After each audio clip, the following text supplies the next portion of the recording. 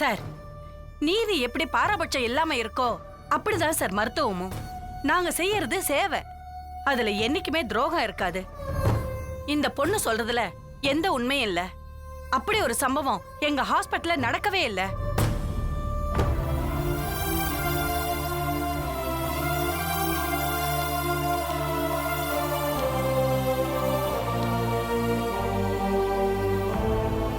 Your honour, இந்த ஜான்சி தூக்கில இருந்து தப்பிக்கிறதுக்காக ஒருத்தரை பேஷண்ட் ஆக்கி ஹாஸ்பிட்டல்ல படுக்க வச்சிருக்காங்க. ஒரு ஹாஸ்பிட்டலோட லைசன்ஸே கேன்சல் பண்ற அளவுக்கு விஷயத்தை பெருசாக்க பார்த்தாங்க. இப்ப நடந்த இந்த ஒரு விஷயத்தை வச்சு இவங்க எப்படிப்பட்டவங்கன்னு நமக்கு தெரிஞ்சு போச்சு. மேற்கொண்டு எந்த விசாரணை பண்ணாலும் இந்த மாதிரி நாடகத்தை நாம பார்க்க வேண்டி இருக்கும். அதனால ஐயா, எல்லாமே எனக்கு எதிராக தான் போதுங்க ஐயா. எல்லாருமே எனக்கு எதிராக தான் பேசுறாங்க. எனக்கு என்ன பண்றதுன்னே தெரியல. நான் ஜான்சி இல்ல லக்ஷ்மி தானே எப்படி புரிய வைக்கிறதுன்னு எனக்கு தெரியல.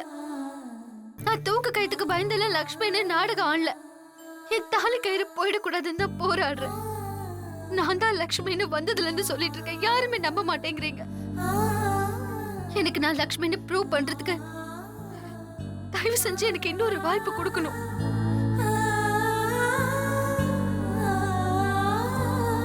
உங்களுக்கு கெஞ்சி கேக்குறேன், எனக்கு இன்னொரு வாய்ப்பு கொடுங்க.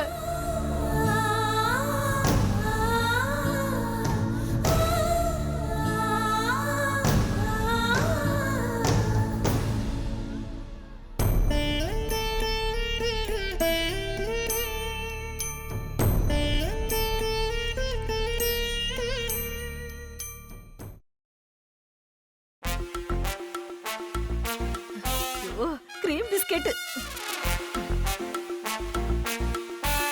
ரொம்ப நல்லா இருக்கு தம்பி.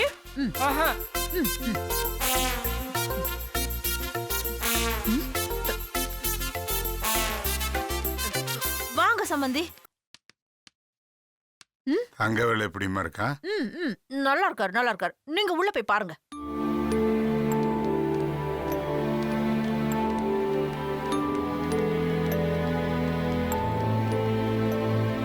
தம்பி இத வச்சிரு, நான் அப்புறம் வந்து வாங்கிக்கிறேன். இரு.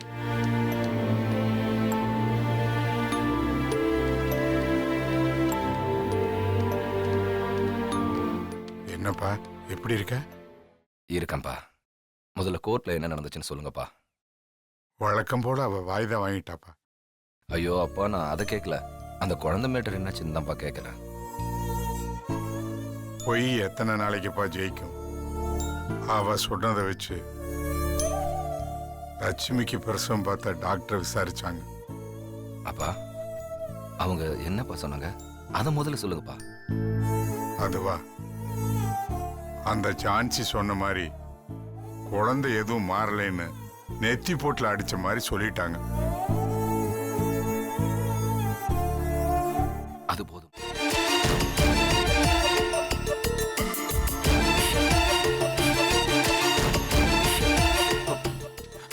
எப்போ எழுதியிருக்கா? அன்னி சாகறதுக்கு 2 நாள் முன்னாடி தேதி போட்டிருக்கு.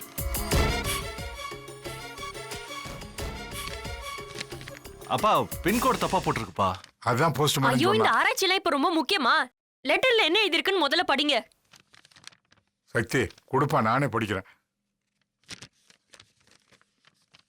அன்பும் மதிப்பும் மரியாதையும் உள்ள மாமா அவர்களுக்கு லட்சுமி எழுதி கொள்ளும் முதலும் கடைசியுமான கடிதம்.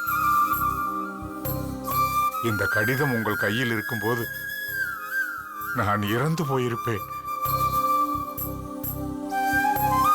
நான் சாக போகிறேன் என்பது எனக்கு தெரிந்து விட்டது.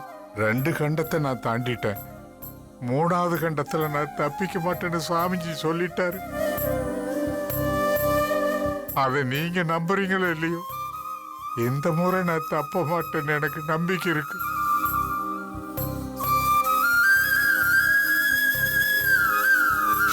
அதனாலதான் நான் இந்த கடிதத்தை உங்களுக்கு எழுதுறேன். நான் உயிரோடு இருக்கும்போது நான் சொன்னதை கேட்கிறேன். மனநிலையில நீங்க இல்ல. ஆனா செத்ததுக்கு அப்புறம் உங்க மனசு மாறுங்கிற நம்பிக்கை எனக்கு இருக்கு. அதனாலதான் நான் இந்த கடிதத்தை எழுதி அது நான் செத்ததுக்கு அப்புறம் உங்க கைக்கு கிடைக்கிற மாதிரி அனுப்பிச்சு வச்சிருக்கேன்.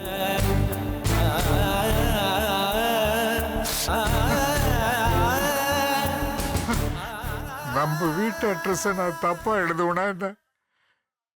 இது உங்களுக்கு லேட்டா கிடைக்கணுங்கிறதுக்காகத்தான் நான் அப்படி தப்பா எழுதுனேன்.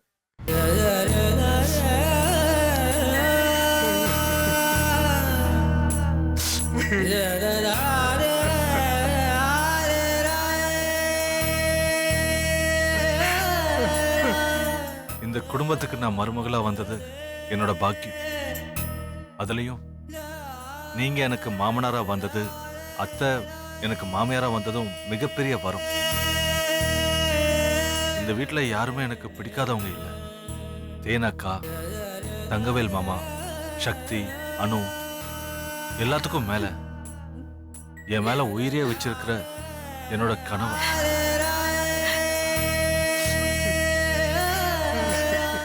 நான் இல்லைனா அவர் நடப்பேனும் தான் எனக்கு தெரியும். இருந்தாலும் நான் என்ன பண்ணுவேன்? என்னோட விதி முடிஞ்சு போச்சு. நான் போறேன். ஆனா ஒண்ணு மட்டும் நிச்சயம், அவர் எங்க இருந்தாலும் நான் அவர் பக்கத்திலேயே தான் இருப்பேன். ஐயோ லக்ஷ்மி, லக்ஷ்மி, என்னையும் நீ கூட கூட்டு போயிருக்கலாமே. என்னை விட்டுட்டு ஏன் போன லக்ஷ்மி? ஏன் போன?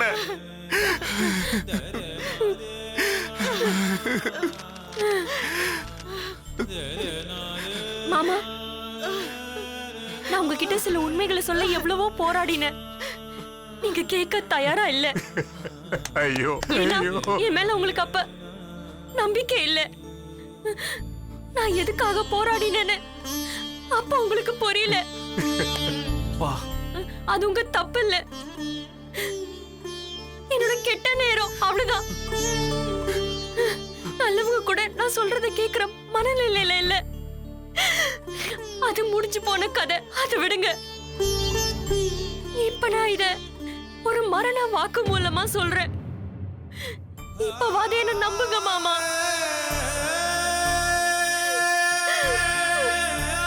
மாமா, என் புருஷனையும் என் பிள்ளையையும் கை விட்டுறாதீங்க மாமா. அவங்க ஒரு பாவமும் அறியாதவங்க. அந்த மது நல்லவ இல்ல மாமா. அவனோட திட்டமே வேற. அவன் அந்த பீர் ஃபேக்டரிக்காரனோட கையால எப்படியாவது நம்ம நிலத்தை எழுதி வாங்கணுன்றதுக்காக அவன் போட்ட நாடகத்துல பலியானது என்னோட வெற்றி. இந்த லெட்டர் கிடைக்கும் போது நான் என்ன சொல்ல வரேன்னு உங்களுக்கே புரிஞ்சிருக்கும் மாமா. ஐயோ, இது ஒரு டைரி குறிப்பு போலதான். சாக போற ஒருத்தியோட மரண வாக்கு மூலமா தான் நான் இதை உங்களுக்கு எழுதுறேன். நான் சொன்னது நீங்க நம்பினாதான் என் ஆத்மா சாந்தி அடையும். கடைசியா ஒண்ணு, நான் தெரிஞ்சோ தெரியாமலோ ஏதாவது தப்பு பண்ணிருந்தா நீங்க எல்லாரும் என்ன மன்னிச்சிருங்க. உங்க கோபத்தை என் குழந்தை மேலயோ என் புருஷன் மேலயோ காட்ட வேண்டாம். எல்லா தப்புக்கும் சேர்த்துதான் எனக்கு இந்த மரண தண்டனை கிடைச்சதுன்னு நினைச்சுக்கோங்க. அடுத்த ஜென்மத்திலையும் என் கணவருக்கே நான் மனைவியா வரணும்னு பிரார்த்தனை பண்ணிக்கிறேன். உங்கள் அன்புள்ள லட்சுமி.